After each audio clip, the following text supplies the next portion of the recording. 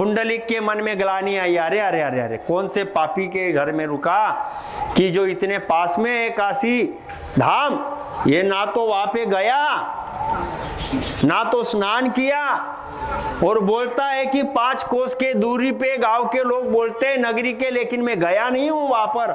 तो ऐसे पापी के घर पे क्या रुकना। पुंडलिक के मन में ग्लानि आई और पुंडलिक वहां से सुबह राजा को न बोलते हुए निकल गया। जैसे वो बाहर निकला, पुंडलिक ने देखा एक काली कुरूप गाय आई। वो गाय ने जैसे कुरकुट राजा के यहाँ पे कदम रखा परिसर में,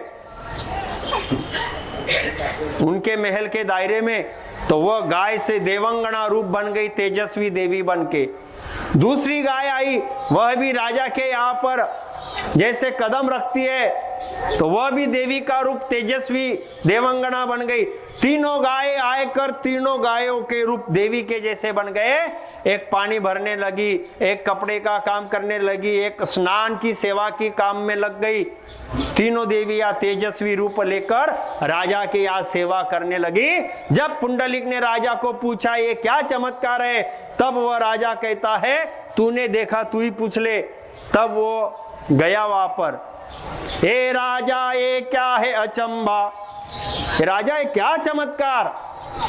वो देवी को पूछा पुंडलिक ने। तब वो देवी बोली मैं काशी गोदावरी गंगा, कि मैं काशी गोदावरी गंगा, हम तीनों काशी गोदावरी गंगा है। हम ही इसे भक्त राजा पुंडलिक जो राम नामी संत है, गृहस्थी संत है, कुरकुट राजा, कुरकुट राजा जैसा बड़ा श्रेष्ठ संत कोई नहीं। ऐसे राम नामी भक्त की हम सेवा करते हैं और हमारा देवी का रूप हमें पूर्ण रूप से मिलता है और हम फिर से हमारा कार्य करते हैं। हमारे में लोग पुण्य कमाने के लिए तीर्थ नहाने के लिए आते हैं, लेकिन हम खुद तीर्थ है, काशी गोदावरी गंगा, हम ऐसे भक्त की सेवा करते हैं। तो पुंडलिक भक्त ने कुरकुट राजा को पूछा ये क्या है, तो कुरकुट राजा ने बताया पूछो, तो देवी बोली काशी गोदावरी गंगा, कि हम ऐसे राम नामी भक्त की सेवा करते हैं। ये सबसे बड़े श्रेष्ठ ऐसे परमात्मा के भक्तों की सेवा से हमें और बड़े पुण्य मिल जाते हैं। कौन कह रहा है ये? काशी गोदावरी गंगा। और लोग हमारे में पाप कर्म धोने के लिए आते हैं और हम ऐसे संतों की सेवा में जाते हैं। तब पुंडलिक ने कुरकुट राजा के पैर में जाकर क्षमा मांगी।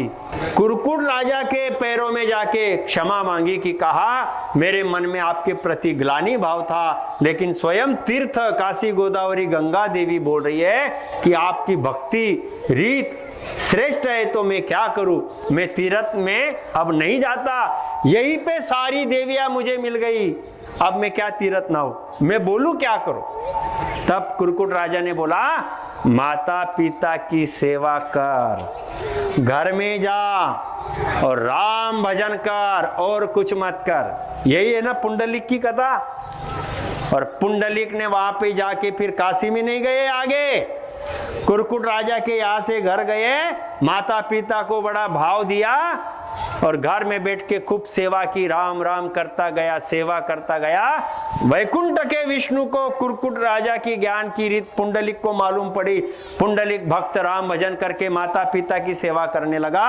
वैकुंठ के स्वामी विष्णु देवता को आना पड़ा और पुंडलिक का दर्शन किया। पुंडलिक का दर्शन किया, हे पुंडलिक भक्त, तुम्हारे जैसी श्रेष्ठ भक्ति कोई नहीं करता, मैं तुम्हारे दर्शन के लिए आया। पुंडलिक कहता मैं मेरे माता पिता की सेवा में व्यस्त हूं, आप रुको।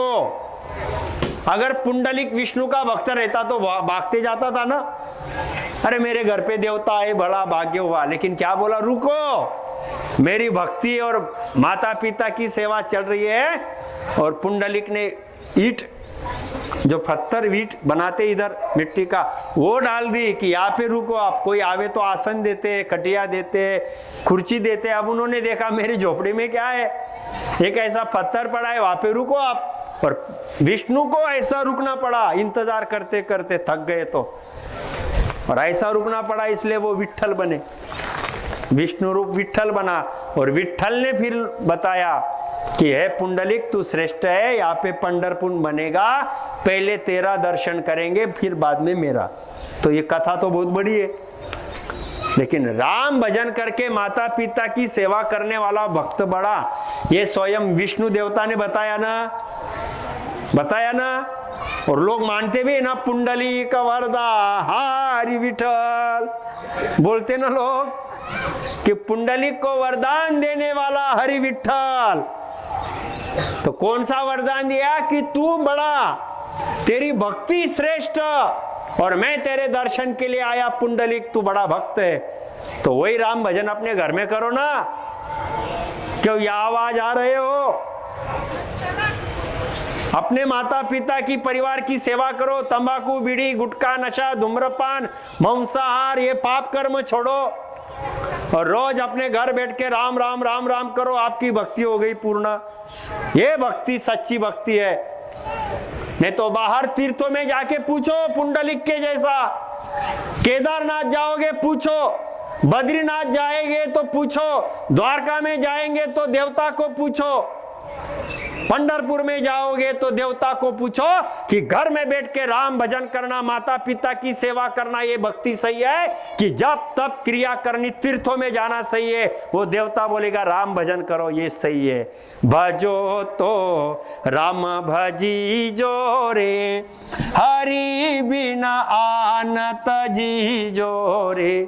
भजो तो राम भजी जो रे, हरि बिना आनत जी जो रे। केवल भजिया मुख हुए रे, कर्म कीट सब जाय। आवागमन ना ओ तरे रे, तुम मिलो परम पद माय। सही है। आदि सदगुरु सुखराम जी महाराज जगत के ज्ञानी ध्यानी नर नारी लोग लुगाई सभी को बता रहे, सुनो आप भक्ति करना है तो ये कैवल्य परात परी परमात्मा राम देवों का देवता, सबका आधार, ऐसा जो सत्स्वरूप परमात्मा है सुख देवाल, ऐसे सत्स्वरूप परमात्मा राम की भक्ति आप करो। यह भक्ति करने वाले की सारी भक्तियां पूर्ण हो जाती, कोई उसको दोष नहीं लगता। जन्म जन्मों के कर्म उसके पाप कर्म मिट जाते, कर्मों का कीट उसका निकल जाता, फिर से जन्म मरण में आता नहीं, वो मोक्ष को जाता और सब कुल परिवार का उद्धार करके जाता। ये भक्ति सही है। घर में बैठ के और राम राम करना है, फिर भी होती, फिर भी लोग करते नहीं। क्यों नहीं करते? करो। महादेव जी ने भी राम भजन ही बोला है। अब ये श्रावण सोमवार आने वाले लोग महादेव जी की भक्ति करेंगे।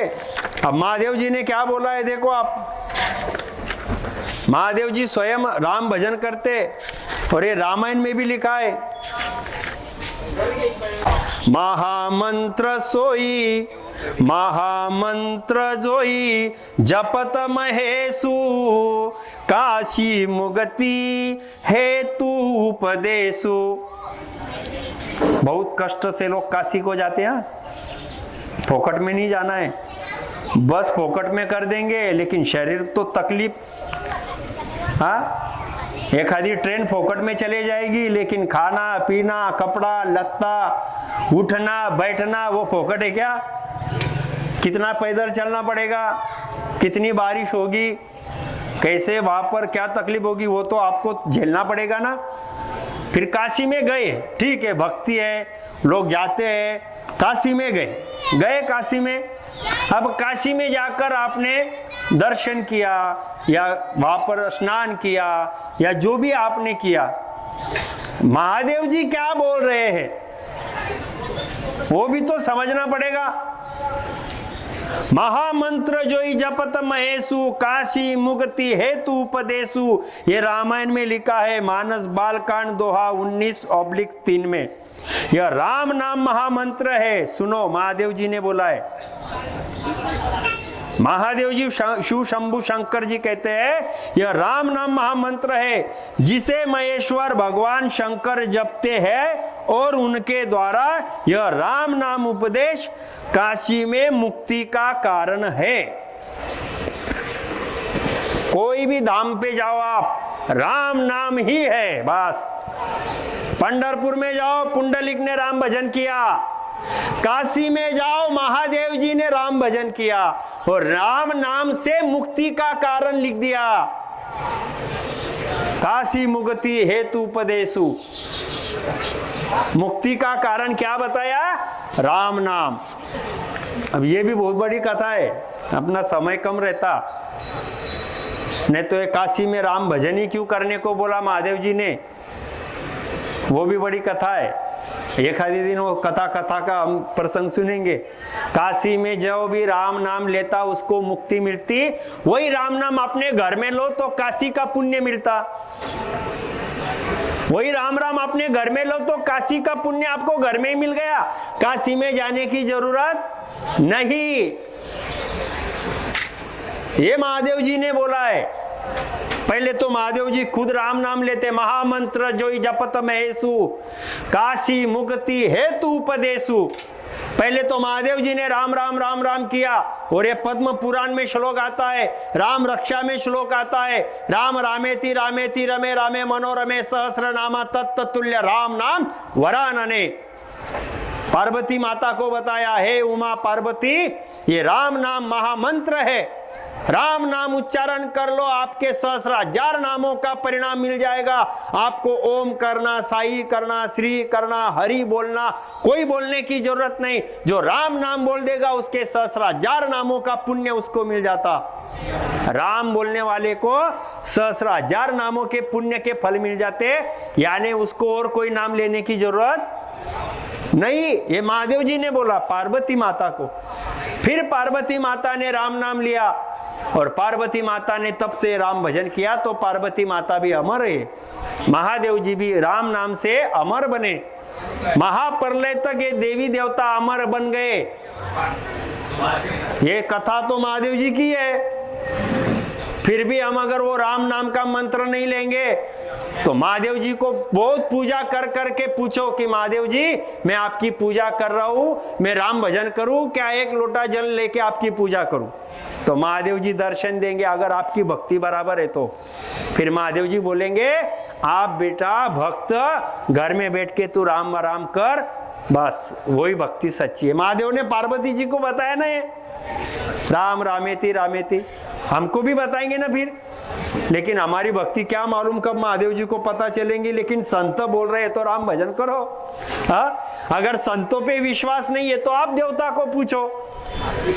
तो संतों ने तो बस वही बोला, भजो तो राम भजी जो रे हरि बिन आनत जी जो रे। काशी का उदाहरण राम नाम कथा, पुंडलिक महाराष्ट्र का उदाहरण राम नाम। दो कथा हमने सुनी। ऐसी जितने भी धामों में की कथा सुनोगे आप, अमरनाथ की कथा सुनो तो राम नाम। कहीं पर भी जाओ, परमात्मा के राम नाम का पराक्रम से ही धाम बने। और आप भक्ति करते हो तो यह भक्ति करो बस राम भजन की, कोई आपको शंका मत रहने दो। ये सरल भक्ति है, सही भक्ति है, मोक्ष की भक्ति है, आत्मा का उद्धार की भक्ति है। और संसार में जितनी यह भक्ति है वह भक्ति आप करते हो तो वह भक्ति इस होन काल में की भक्तियां है। ये ज्ञान ध्यान से समझो, परमात्मा की ये सत्स्वरूप राम की भक्ति है, मोक्ष फल देती और जीव को सुख मिलता करते समय भी और वहां पे भी। सत्स्वरूप आनंद पद के सुख आते सदा के लिए। और इस होन काल में की भक्तियां करोगे तो देखो सत जत तप करोगे, स्वर्ग का देवता बनोगे। कोई भक्ति निष्फल नहीं है। लोगों को भक्ति मालूम ही नहीं, सब बोलते एक है एक है एक है, हमने गुरु किया हम भी मोक्ष को जाएंगे, तुम बताते वो भी मोक्ष है और बाकी की भक्तियां भी सब कैसे क्या बराबर है? थोड़ा विचार करो आप। जो सत जत तप करता है वो स्वर्ग की देवता की भक्ति है। आप स्वर्ग के देवलोक में जाओगे। शुभ शुभ भक्ति करने वाला भक्त तंबाकू, बीड़ी, गुटखा, नशा, धूम्रपान त्यागन करके, मांसाहार छोड़ के जो शुभ कर्म करेगा वो स्वर्ग का देवता बनेगा। यह शरीर छूटने के बाद स्वर्ग में जाएगा। कड़क रह के भक्ति करने वाला, नशा पता, धूम्रपान, मांसाहार कुछ नहीं, सात्विक भोजन करेगा, सतजत तप करेगा, वो ये पक्का सुन लो आप। नहीं तो थोड़ा थोड़ा खाता है, थोड़ा थोड़ा चलता है, हुन जाइन बराबर, ऐसा नहीं बर। हाँ, थोड़ा थोड़ा कैसे चलेगा? वहां पे ऐसा कोई है क्या नियम? होगा तो बताओ। नहीं है, ये लोगों का नियम है। हम धीरे धीरे करने वाले भैया, ऐसा धीरे धीरे कोई मानता नहीं। या मधुत जब लेने को आवे, थोड़ी न राखे धीर, भाई रे थोड़ी न राखे धीर। मार मार के प्राण निकाले, मार मार के प्राण निकाले, आंखों से निकले नीर, हंसा निकल गया काया से, खाली पड़े रहे तस्वीर। बहुत मनाया देवी देवता, बहुत मनाया पीर। अरे बहुत मनाया देवी देवता, बहुत मनाया पीर। सोमवार भी किया, गुरुवार भी किया, शुक्रवार को भी धारण किया, पीरोबा को भी गया, मसोबा को भी गया। देव देव करते करते सब दूर माथा टेकते गया। अरे बहुत मनाया देवी देवता, बहुत मनाया पीर। आया परवाना मालिक घर का, आया परवाना मालिक घर का, जाना पड़े आखिर। हंसा निकल गया काया से, खाली पड़े रहे तस्वीर। ऊपर से चिट्ठी आ गई तो जाना है। कोई यहाँ पे आपको रखने वाला नहीं है। अरे जिन देवताओं के शरण में हम गए, वो देवता भी काल के दुख से निकाल नहीं सकते। देवताओं का भी बल नहीं चलता। जब वो काल यमदूत को भेज देता है कि इसको लेकर आओ, तब आपको कोई भी वापर से काल के दुख से निकाल नहीं सकता। पुण्य फल देंगे देवता, ध्यान से सुनो, आपके पुण्य फल देवलोक में देवता देंगे, लेकिन जन्म मरण का दुख, काल का दुख देवताओं को अभी नहीं छूटा तो इंसान का कैसे छुड़ाएंगे? ये बात संत कबीर जी बताना चाहते हैं। मनुष्य जन्म तो दिया था परम पद की भक्ति के लिए, माने नहीं लोग, धीरे धीरे छोड़ेंगे। अभी तो खाने पीने के दिन है, फिर मैं तो ये भक्ति करूंगा, फिर मैं तो उस देवता के शरण में हूं। कोई नहीं छुड़ाता, छुड़ाने वाला तो एक ही है। भजो तो राम भजी जोरे, हरि बिना अनंत जी जोरे। सबका स्वामी परमात्मा अमर अविनाशी ऐसा सत्स्वरूप राम है, उनकी शरण में जाओ, भक्ति करके मोक्ष पाओ। हमें ज्ञान नहीं पता, इसलिए संत बताते। सतजत तप करोगे, स्वर्ग के देवता बनोगे। 101 यज्ञ करोगे, 101 यज्ञ करने वाला इंद्र देवता की पदवी प्राप्त करता।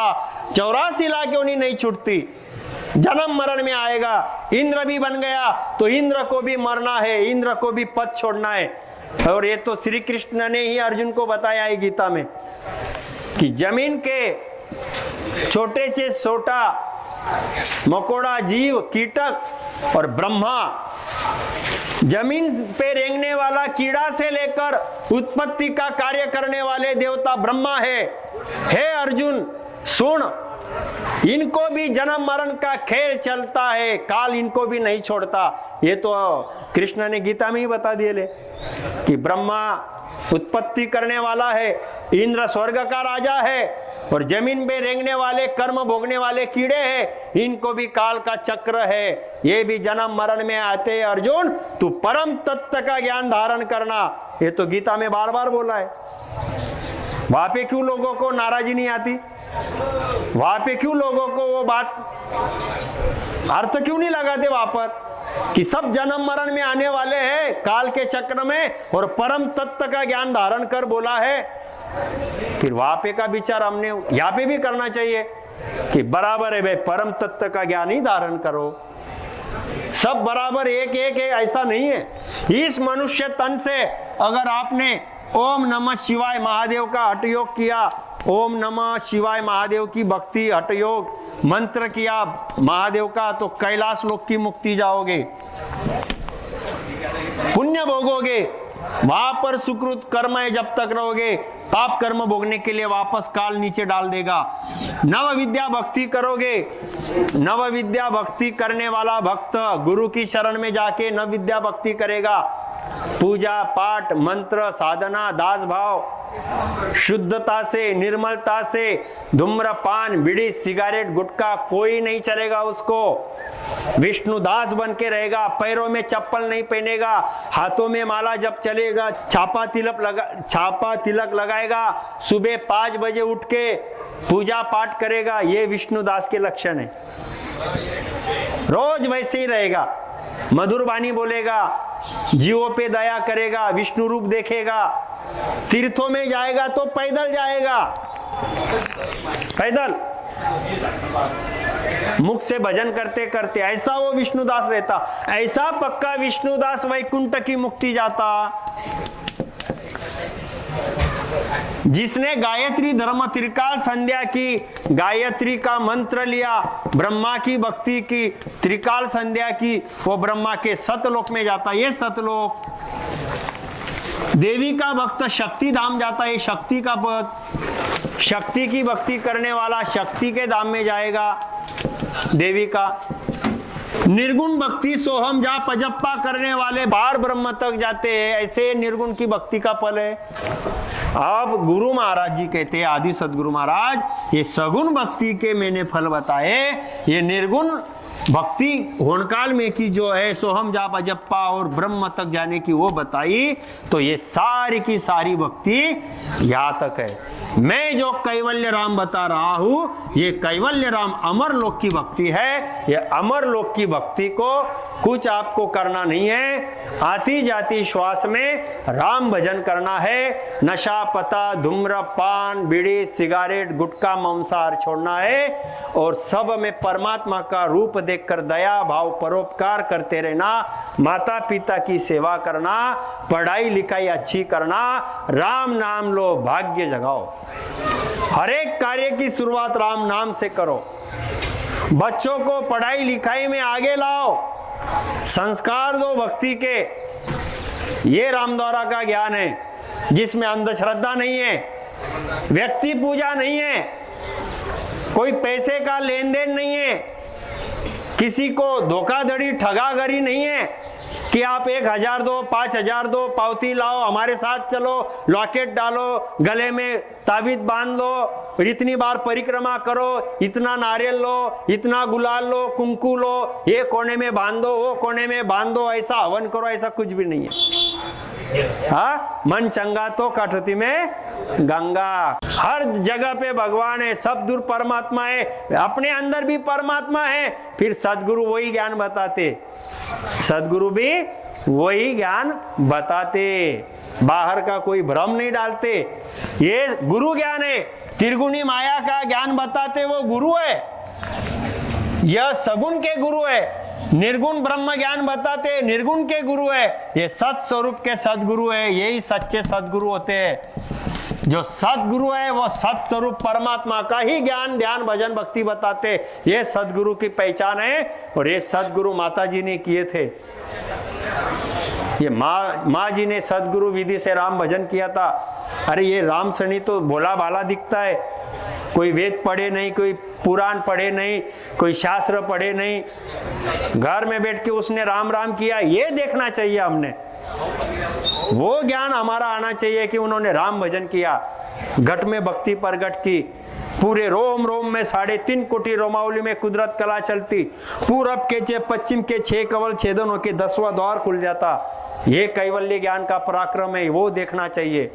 भोले से भोला आदमी आएगा तो भी उसके अंदर परमात्मा प्रकट हो जाएगा, और ज्ञानी से ज्ञानी आएगा उसके अंदर भी परमात्मा प्रकट होगा।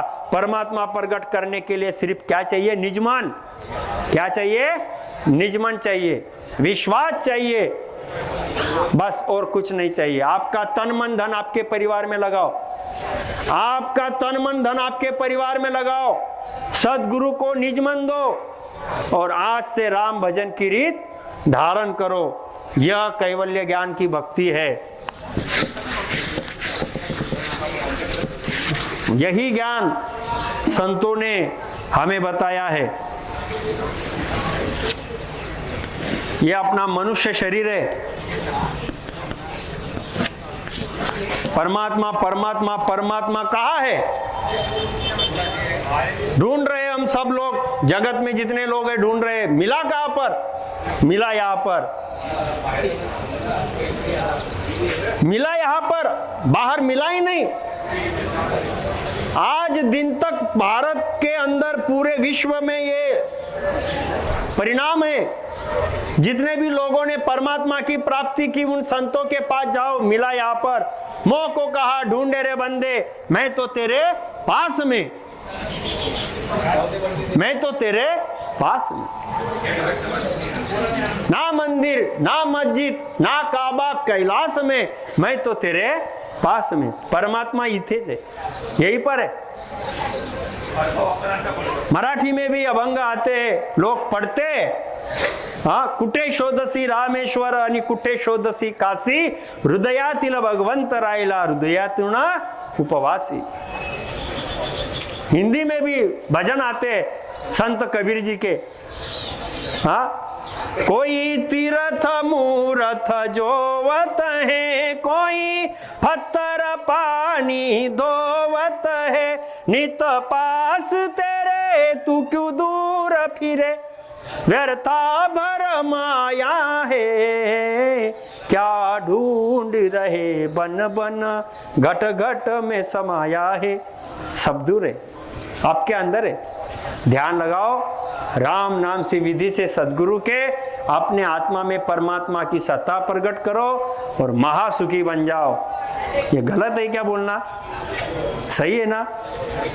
बिना पैसों से, प्रेम प्रीत से परमात्मा को पुकारो, वो तो अपने अंदर है। लेकिन ये आपसे पुकारते नहीं, उसको बाहर ढूंढते तो बाहर माया का परिणाम मिलता। और ये सद्गुरु सत्ता का, भक्ति का परिणाम आपके अंदर है। इसलिए आप परमात्मा को पाने वाले भाग्यवान हो। 43,20,000 साल के बाद मानव जन्म परमात्मा के भक्ति के लिए मिला, वो भक्ति आप करो। लोग क्या बोलेंगे, समाज क्या बोलेगा, लोगों के क्या विचार है, ये आप ज्ञान से समझाओ। किसी का आपको ज्ञान से उनको समझाओ कि ये राम भजन है, परमात्मा की भक्ति है। और ये संतों ने भी बोला है, भारत में तो राम नाम सत्य है, बोलते ही है, तो जीते जी राम राम राम राम करके मोक्ष में जाने की भक्ति है। आज से करो और आप भी अपने परिवार में सुखी बनो।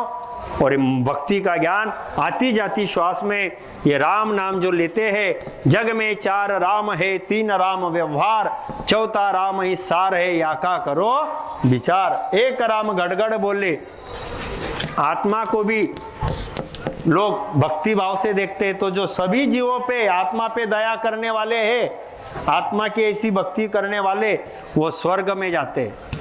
एक राम गड़गड़ बोले, आत्मा राम। दूजा राम दशरथ घर डोले, श्री रामचंद्र। यह अवतारी राम, विष्णु के अवतार, रावण को मारा, सीता के पति पुरुषोत्तम। वशिष्ठ मुनि को उन्होंने गुरु धारण करके ज्ञान पूछा, ऐसे ज्ञानी रामचंद्र। ऐसे श्री रामचंद्र को कोई माला जप करके, पूजा पाठ करके मान के भक्ति करेगा, ऐसे राम को जो भजेगा, वह विष्णु के वैकुंठ लोक में जाता, वैकुंठ की मुक्ति पाता। तीसरे राम का सकल पसारा, बिंदु समान होनकाल जो राम है, यानी ये होनकाल राम जो है, इस होनकाल राम की जो भक्ति करेगा वो पार ब्रह्म तक जाएगा। ये पसारा, इसके अंदर 3 लोक 14 भवन, 3 ब्रह्म के 13 लोक है, होनकाल का पसारा। और जो सत स्वरूप राम की भक्ति करेगा, वह कंठ में सत शब्द प्रकट करता, आत्मा में सत भेद परमात्मा का, आत्मा में परमात्मा प्रकट करवा लेता, आती जाती श्वास में निज मन से धारोद्धार भजन करता।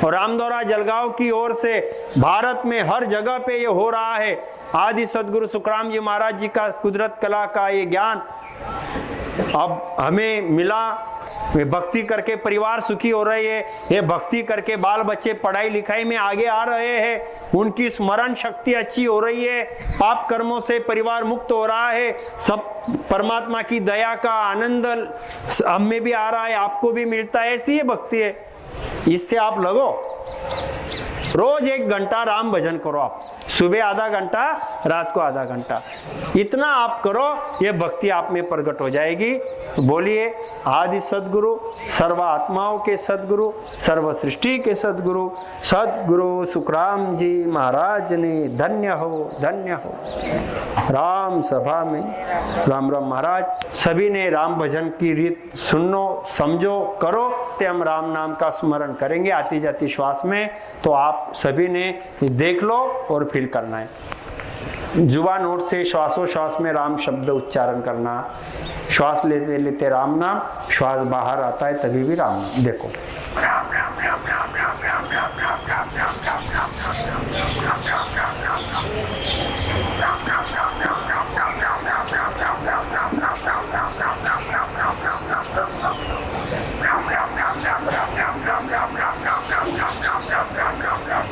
ऐसा आप सभी ने करना है। 5 मिनट तक करो। यही राम नाम के मंत्र से हम आज के इस सत्संग को विराम देकर राम राम।